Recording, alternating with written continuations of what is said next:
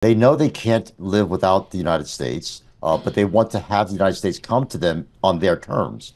For every story that we hear about how the Chinese economy is reviving, there are stories that we also hear that don't match up with the official data. Iconic places on Nanjing Road in Shanghai that have long been establishments that serve the elites of business are Yeah. starting to shut down because there's no business. And they really need to have our import-export policies in place because they need stuff from the United States just as much as Okay. the United States needs stuff from You them. are expert at this, Bill Lee, and I know Hong Kong gets all the attention and the emotion of the British and that, but you just zeroed in on Shanghai.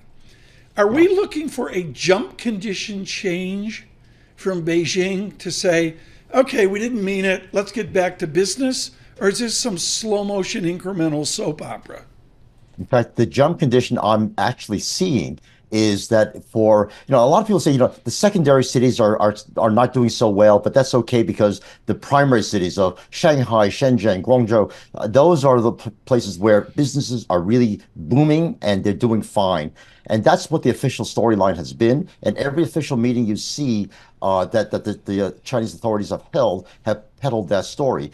But the story on the ground, when you look at the shopping malls in these elite places, they're not doing well. I have some friends who are trying to sell property in some of the prime places in Beijing, and they're starting off with bids that are 30, 40% off their asking price. And even there, they're not getting much activity. So the situation on the ground with the people who live there and the people who are doing businesses there is really quite different from the official picture.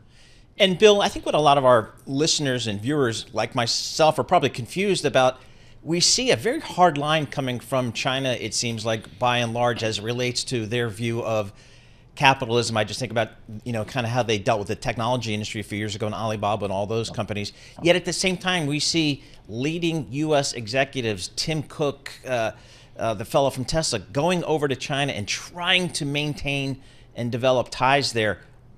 Where does the government really want to take this thing?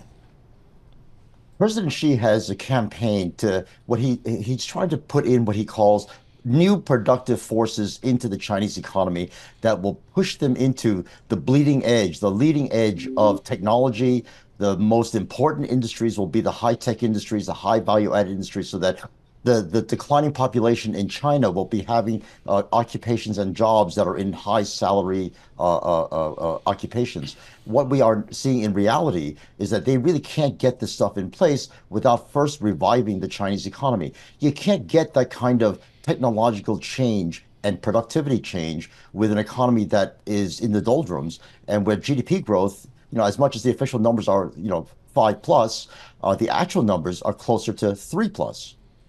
So, should we expect, or should, I guess, American and Western CEOs expect any meaningful change in the next several years here? Because again, it seems like the U.S. and the West we're in a pretty strong position vis-a-vis China, just in terms of negotiating leverage.